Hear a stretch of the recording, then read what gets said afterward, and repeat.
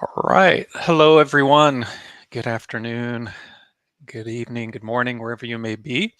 Welcome to the Amazon DocumentDB Insider Hour show for July.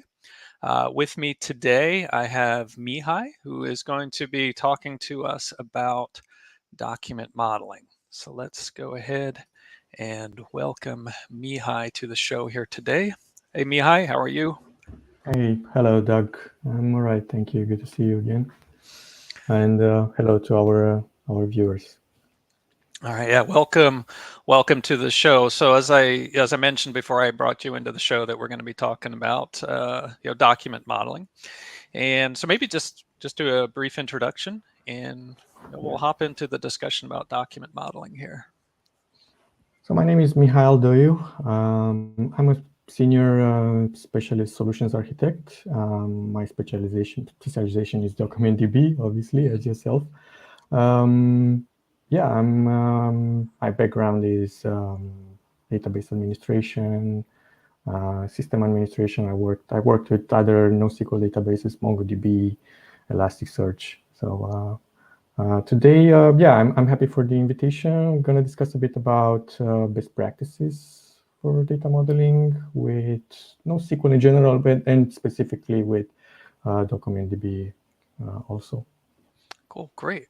All right. So yeah, I mean it's a topic that comes up pretty much every time I talk to a customer. Yeah. Certainly there's the technology, but then there's the how to actually model the data, right? Because especially if they're coming from a relational type of Yeah. system, all right, they've got to Yeah, think it's a the little same bit way. differently here. The Yeah. same with me. The same with me.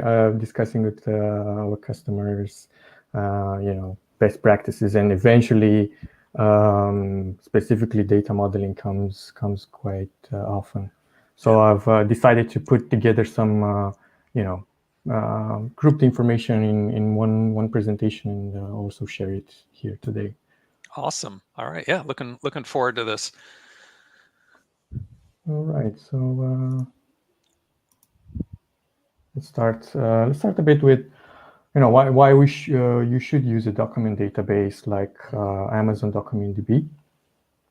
And the first reason, obviously, is when you're dealing with JSON data. Um, Document databases store JSON data in natively. So the flexible structure of JSON maps naturally on how we think about data. Hmm. Second thing is the flexible schema. That's the probably the most um, the biggest feature that someone would use a document database, because you don't have to predefine it, and the schema is not as rigid as in a relational database. Um, you can change the schema as the application evolves, and the needs of your and business needs of your application also are changing. Another reason is when you need ad hoc querying. um, Amazon DocumentDB uses again a JSON-like query language, which is easy to learn and very rich as well. Uh, Flexible indexing, it's again another very nice feature, because you can add uh, on-demand indexes on fields, or any field, I should say, even nested fields. And another one is that you could use DocumentDB for operational workloads, for analytics, because of that rich query language, and also the powerful aggregation framework, which allows for data transformation or grouping the data, and uh, analytics can be another reason to use it. Cool. All right. Yeah. And back to that the point about the flexible schema. I mean, really, that's what we're going to be focusing Yeah, in on here for the hour, right? For folks who may be tuning in a little bit late, right? We're talking about document modeling, and really just drilling into different ways to model your documents, model your schemas in DocumentDB. Awesome. Okay, thanks, Mihai. So use cases for document databases, there are quite a few, as we can see here in this slide. Content management, retail and marketing, e-commerce. That's again another big thing. And actually, in the following examples that you'll see in this presentation, I will mostly use examples from e-commerce. Mobile or IoT, that's another use case, since we have native JSON basically, which is generated by mobiles and different devices. Catalogs, user profiles. I have quite a few customers which are using DocumentDB in the gaming industry. So quite a few use cases where DocumentDB it's a good it's a good fit, specifically where documents are changing dynamically, and then you require that ad hoc querying. So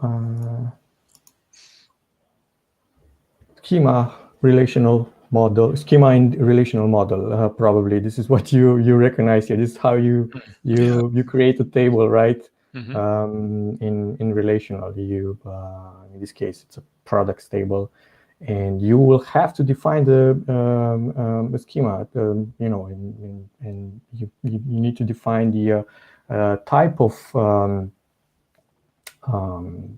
fields, let's say, but in this case we will end up with a tabular format, right? So we will have the columns, and then the data will be inserted as rows. It's quite rigid because you cannot insert other types of data. If, for example, the name field, for example, is varchar, I will not be able to insert other than strings, other type of values. And the another thing is that if my application evolves, or if I want to add a new feature, well, and I'm thinking, hey, maybe I need another field here.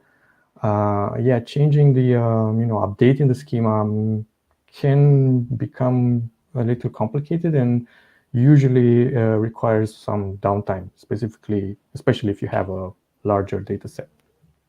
All right.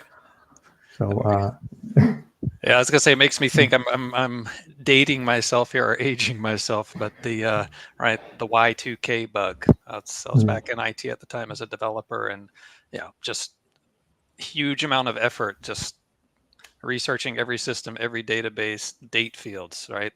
Are we storing 6 digits, or are we storing 8 digits, right? Are we just assuming it's 1900 and something, or not? So yeah, and that was exactly. just, that affected and the everybody. optimization that you do is like, okay, it's going to be an int of how many integers, how big is that integer? It's going to be like 20, 155, you don't know. Maybe you realize that you need more, and changing that, again, can be a pain. Oh yeah. So how do you do this in DocumentDB? Well, as you can imagine, you just insert it. You just insert the document with the fields that you want, right? So you don't have to predefine anything, and there's no schema definition that you have to do beforehand. And the cool thing is that the same field can have different data types. So if I want to insert another field, another document, the same field can have other data type. Instead of an integer, can have a string, or the other way around. And if I insert another product in this case, but I realize, okay, for this product, maybe I need some extra fields. For example, this ice cream, I need expiry date, and I need the ingredients. You can do that too. You don't have to, again, to define those fields in advance in the schema. So that's how easy it is, basically. Right. Now, However, what I wanted to point out is the approach to SQL versus NoSQL. So how on data modeling, because it's a little bit different. Basically, it's the other way around.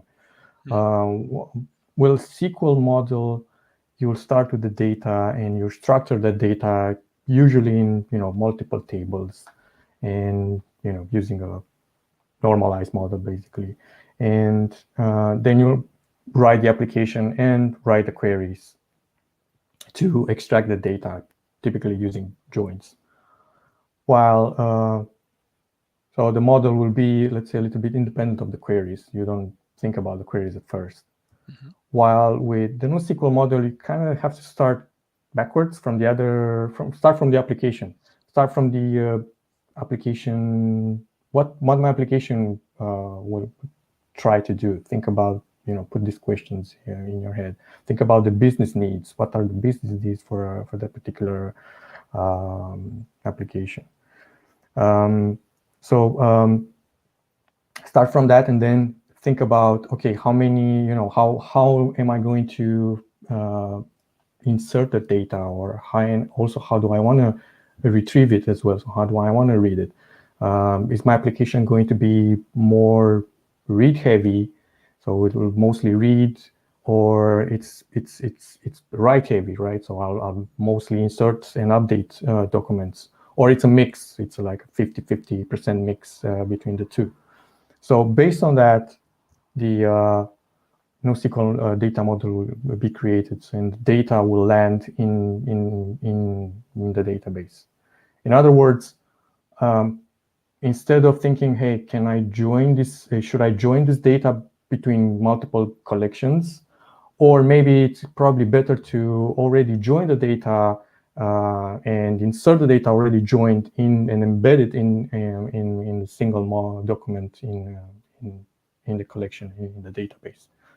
So that's the different approach that you have to take with NoSQL. All right. Yeah, it is different, and spend a lot of time talking to customers, as I'm sure you do, about thinking this way. And just before we move on, just one thing, another way or a way I like to explain it is, model for your hot path, right? Meaning what, kind of like you said, is it read heavy? Is it write heavy? Are you using, maybe just a small subset of the data most of the time, or do you need, the entire set of data? So that's, start thinking about how you're going to actually use it first, and that's going to drive Exactly. your model. Yep. Yeah, and with this comes this takeaway from the first takeaway of my presentation, our discussion here is to exactly like you said, design your schema based on the read and write access patterns, which are specific to your application. So that's the let's say the mind shift that you have to do, specifically when you come from a relational background. Mm-hmm. Right. So when it comes to data modeling with DocumentDB, you will have two choices, right? Embedding or referencing. So I'll double down on these two options to discuss a little bit and to see what that means. So embedding is put the data together, right, into arrays and objects within the same document, right? So instead of splitting it into multiple tables, multiple collections, have everything into one place. Usually one-to-one relationship are obvious and natural candidate for embedding into a single model.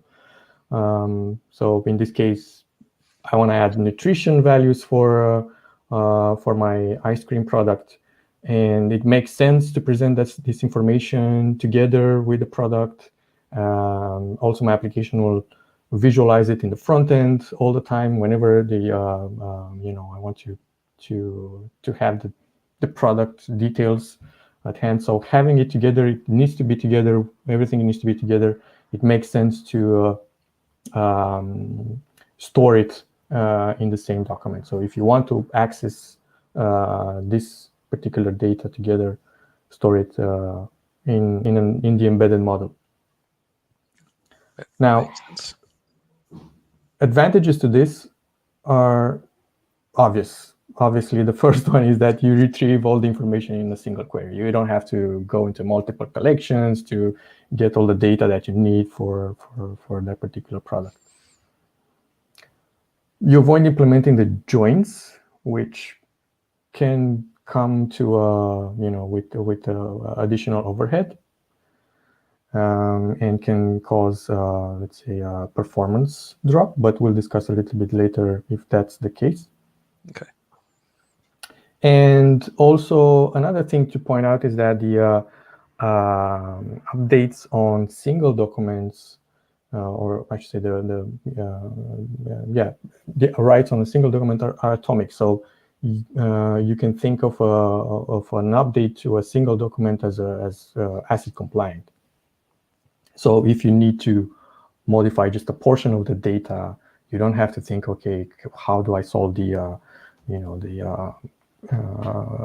transactional issue, the ACID compliancy. It's updates on a single document being ACID compliant by default. All right. So yeah, so you don't need to have the overhead of a transaction, right? Starting it, doing all your operations, and closing it. Yep. So in general, this is the best practice. You favor this model, especially if you start or you just started with an application, or you have let's say a simpler application which doesn't require a complex set of features. Think about using this embedded model, preferably. But if a portion of the data is rarely accessed, or you need it separately for other things, then you might start thinking about moving it to a separate collection, or maybe a separate document in the same collection if you want. Now, there are some limitations as well. I mean, it can't be only advantages. Yeah, there's always pros and cons. The first one is the large document size. I mean, obviously, if you will add a bunch of data to the same documents or to the same data, that document will grow. So there are a couple of issues here with large document sizes. First of all, it's a hard limit of 16 megabytes. The second one, there will be higher IOPS usage. As you probably know, and our viewers also know, one of the billing dimensions for DocumentDB is IOPS. And IOPS are counted as, one write, it's counted as a 4 kilobytes write, and a read as an 8 kilobyte read.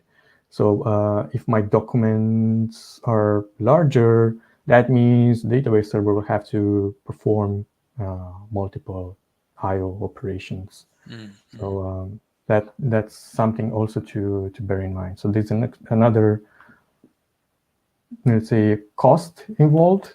There might be a cost, higher cost because of the IOPS, and also it may be performance hit, because with larger documents, you may probably need more RAM, more memory. Your working set will be larger,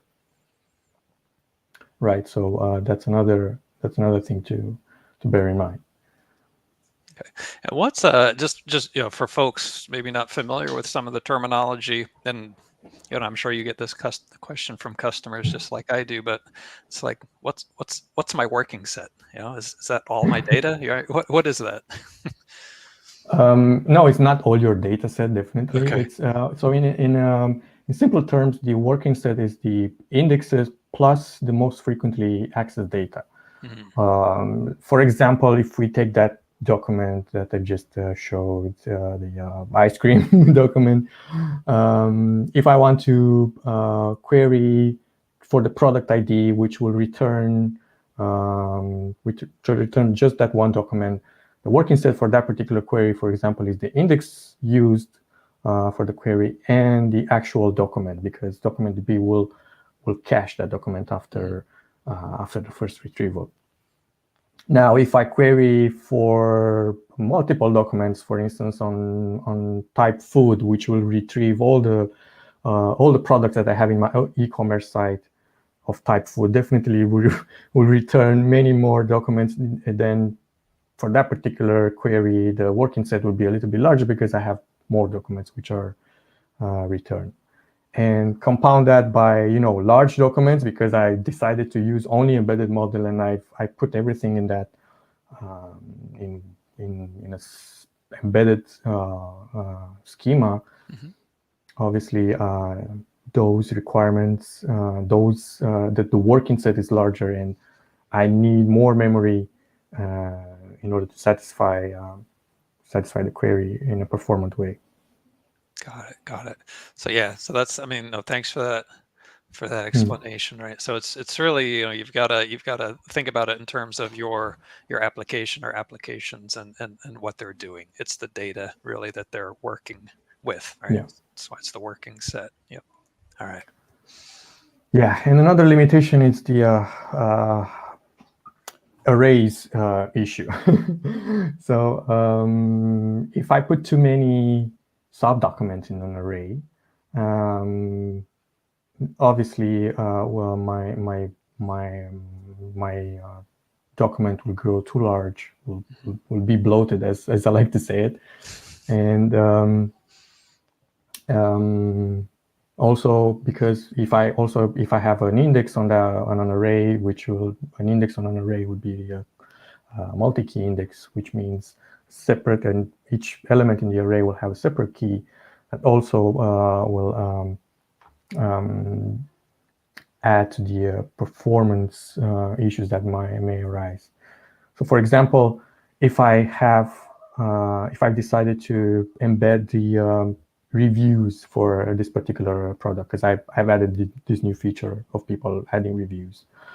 So that's fine if I have a few reviews, but if my product is becoming very popular, and I have people adding reviews in the number of thousands or many thousands or more, or actually I don't know what the limit will be, that obviously will be a problem. So that's not going to scale very, very well. So one very important rule, I should say, is to make sure that the arrays should not grow without bound, without a limit. Right. So when you think about modeling this way, think about, okay, how many elements could actually end up in this in my arrays. Right. Yeah, that's a good point. Wow. Yeah. So that's a very good that's a very important thing to bear in mind. Right. So referencing, we've done with embedding. Let's talk about referencing. What is referencing? So this is when you reference, you link another piece of data from other collection, and then you join it either in the application or using the built-in, let's say, join feature of DocumentDB, which is using the $lookup operator. So in my case, with the product, I can split a portion of the data. I can split it into two collections, right? So I'll keep the product collection, and then the nutrition information, I will keep it separately in a different collection. I have the reference in the nutrition collection, so the product ID basically, which you see here. So in this would be basically a one-to-many relation. So I will keep the reference in the many on the many side of my relation. So whenever my application will want to query all the data, I will do the first query to retrieve the document, and then I will do another query based on the product ID, which I have in the second collection, to retrieve the other piece of data, the nutrition information. So that's one option. use referencing. The other option is to link it on the one side of the relation. So in this example, let's say I want to add a warehouse where that particular product is actually located, so I can deliver it from there to my customer. Now, obviously, if I want to, in that particular warehouse, I have many other products, and if I want to keep, I want to all the products in my products collection will contain this piece of data, this warehouse information. This will be duplicated, right? So I'll duplicate this subdocument, this warehouse subdocument into each document, in each product document, which can be fine because I don't have to think about storage size, because storage is fairly cheap these days. It's not a problem. But on the other hand, think about it's data that is duplicated without real it kind of throws you off a bit.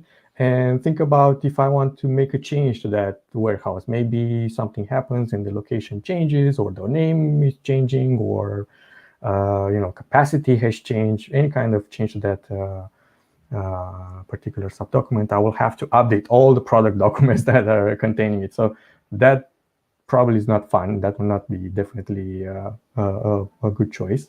So in this case, we can do it this way. Again, separated to a warehouse collections where I'll keep all the documents for each warehouse that I have. And in the products, I will keep the reference with just the ID, basically, of the warehouse document. So in case I have to make an update, I will make the update just to one document, basically, in the second collection. Got it. So maybe just to briefly explain. So it's kind of two approaches to referencing, but one is, like I said on the previous slide, where you put the reference back to the one in the many. Here we're kind of putting the reference to the many in the one, if you will. I mean, is there when would you favor one over the other? Probably, if again, this depends on the application. That obviously, this solution on keeping the this option on keeping the reference in the one side, again, would not scale well if I have too many, right? If I have too many reference documents, because I would probably hit the problem where my my array will grow unbounded. Or this will be favorable if I want to have, I don't know, my application's logic. It's in this way that I want to have the IDs of the reference documents in the parent document, basically. But if those reference documents are too many, going back to the unbounded growth, yeah, exactly. Then I will use the other. I would use the first reference option. Got it. All right. Thanks for explaining that. All right. So again, advantages and limitations with this approach as well. Advantages is that you have those smaller documents and less likely to hit the 16 megabytes limit. So even if you will do multiple queries, those documents will be smaller. That if I have some kind of information which is not actually required to be presented to the front end, again, like I said earlier, you may probably want to keep it separate. And you can also reduce the amount of data duplication as I presented using the second option of referencing. Limitations that, yeah, you have to do more queries. You have two options here, either in the application, you will you'll do multiple queries to get all the data, or you use the join option, the lookup, as I was saying. And the other, let's say, possible limitation is that possibly you'll have larger collection sizes. You'll need you need indexes on the second collection, so that means, again, more indexes, possibly more a bit more RAM usage. But on the other hand, even if you're, like I said, even if you're doing multiple queries, those queries are for smaller smaller documents, right? So they can be they can be quite performant. So even if the joins and the dollar lookups may seem expensive, if you optimize correctly and the document size is small enough and you have the right indexes, you can achieve very good performance using the referencing model.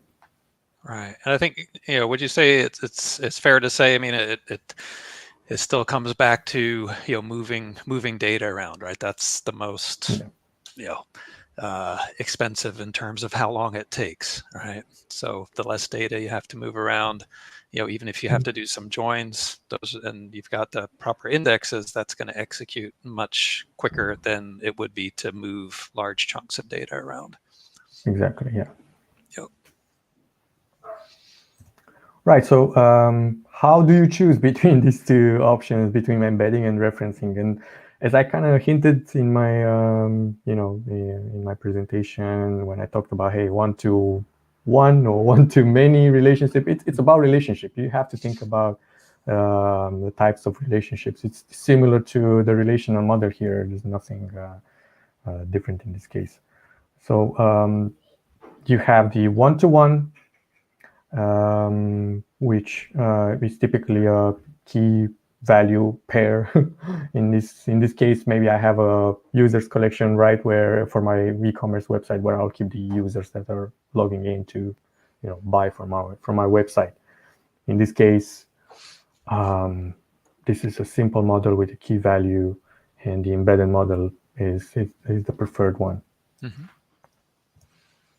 Now, if I want to expand it a little bit, and I have one-to-few, for example, my users may have multiple addresses, one for billing, one for delivery, or multiple for delivery. Again, I can keep those addresses in the same document. There aren't too many sub-documents. My array will not grow unbounded. A user can't have thousands of addresses, right? So it makes sense, again, to have it in the same document. Now, on one-to-many, this is when it can, this is when it becomes a matter of what's the best option for your particular application. Because one option can be embedding, right? So for this example where I'm adding a product which contains multiple parts, maybe I can keep those parts maybe in the same document because there aren't that many parts, right? And it's a good option. But the other option is to use relationships, and I can either use this, keeping the referencing on the one side. So referencing can be another good choice. You just have to match it to your particular application, particular needs of your application. All right. Yeah. Kind of going back to how you're going to access the data, right? If Exactly. if you need all of that part information every time, yeah, embed it. If not, you just really need the high level product information. Makes sense to refer. Yep. Now, on the 1 to millions or more, yeah, the reference the reference model where you keep the reference in the many side, on the many side, it's the way to go, because obviously in this example here, where I want to keep logs generated by hosts, for example, for my servers, obviously the amount of logs or the amount of messages generated will be too high. I cannot possibly store the reference, on the one side. It will be too many. The particular data array will grow unbounded. So it's a classic example of unbounded array.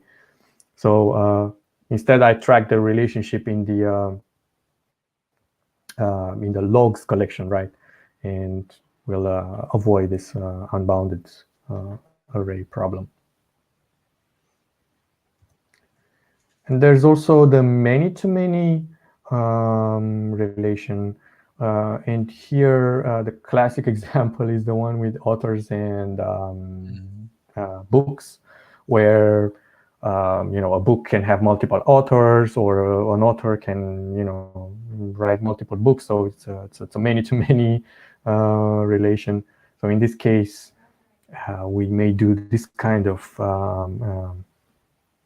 data modeling, let's say, which is called two-way embedding, because we embed and we keep the referencing in both sides, right? So in this case, in the authors collection, we embed the IDs for the books, and on the other side, on the books collection, we embed the IDs for the authors. So that's another option.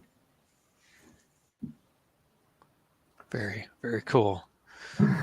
Yeah. So this sums up the relationship that you can have. I mean, these are the relationships that you can have also in relational model. But this is how you solve them and how you choose the schema model depending on their relation. Right, now, the other thing I wanted to talk was patterns, design patterns. That's another thing which may apply in data modeling, because what's a design pattern? It's when you reuse the same solution to a similar problem, to the same problem. So, for example, and I'm going to present all the design patterns, because we'll discuss until tomorrow about this. I will just present two, which are the most used ones, or the ones that I see with the biggest impact in real life, right? So the subset pattern would be one, because this pretty much solves the issue where you might have large documents. So coming back to the problem I discussed, I've showed earlier, where we may have reviews that particular array, if my product is very popular, can grow unbounded, then the subset pattern can be applied here very, very well. Definitely split it into two collections. So I'll have a separate collection for reviews, but also in the document, in the product document, I will keep a subset of the reviews. So typically, I will keep let's say, the most recent 5 reviews, for example. This is one of the techniques that actually used on Amazon.com website. If you look at any product on Amazon, you will see the reviews, but there are just like 5 reviews, like the most recent ones or the most relevant ones, or something like that. And then if you want to see all the reviews, you will click a different link, and it takes you to a different page to see all the reviews. So this is the technique here. This is the technique implemented here for the same problem, and you can expand this to multiple other use cases. I don't know, blog comments for a blog, or right. This is the another most used one, or actors for a movie, where you might have a subset of the actors, just the most important actors for that particular movie, but then you will have a separate link to see all the cast of the movie.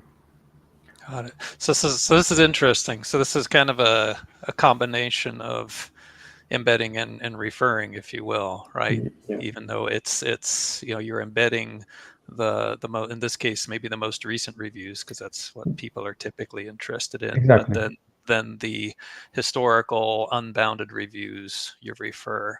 So yeah, so the thing is, right, it's even within the patterns there's variations and combinations. So yeah, there's just there's no one size fits all type of thing, but you've got the flexibility to use these to solve your problem. Yeah. So summary for subset pattern is that you'll use it mostly in the one-to-many or many relationships. You'll use it when the document contains unnecessary data and it's making my document too large. So I have to start thinking about subset when I see that my document it's too large. I realize that I don't need all the data to be presented each time. And the pros are obvious. I mean, you reduce the working set, you reduce the overall size, and less this access, less IOPS basically in DocumentDB world. Now, the con, let's say, would be that yes, you need to do those additional trips because you need to do subsequent queries to get all the data. But as mentioned earlier, if the documents are small enough, the difference might not be very important. And the second design pattern I wanted to show is the pre-compute pattern. So in this use case, let's say that for my product, I want to calculate the average rating, right? So because I have all those reviews already, I have the ratings, which every user gave to the product. So I want to calculate this. That means that I have to read all the documents all the time.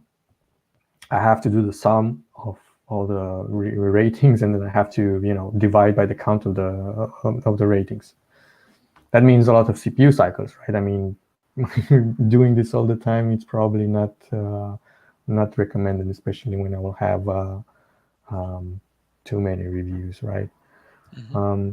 So an option here would be to add additional pieces of data, additional metadata, if you will, to my product document. So on each update, I can increase. I can append, let's say, the sum of ratings, and then I can count the ratings, right? So I can add these pieces of information, which you can look at it as if you will, as caching, if you want. It's a very simplistic caching, but this way, having this data already, my application can calculate very easily. You can divide very easily this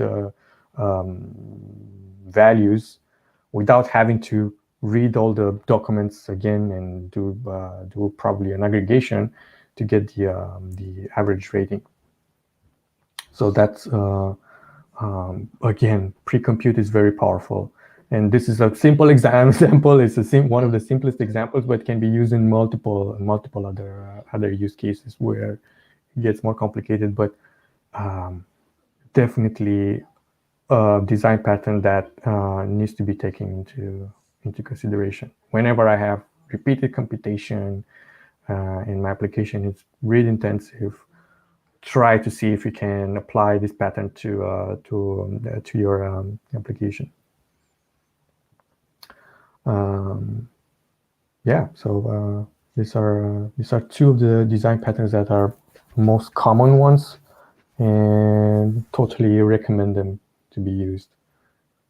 Yeah, no, those are great, Mihai. And personally, I've seen the pre-compute more different times. Subset one, not not as much, but every obviously we've all got different experience with customers, but again, very very powerful patterns. And as you mentioned, not the only two, and Yeah, maybe that's a good topic for another episode sometime, diving Yes. into patterns. Yeah, that would be good. Yes, to dive into patterns. Yeah, because there are other patterns as well, and some may be very interesting because some apply to some use cases, and yeah, I can show maybe some other examples, and which may be interesting for our viewers.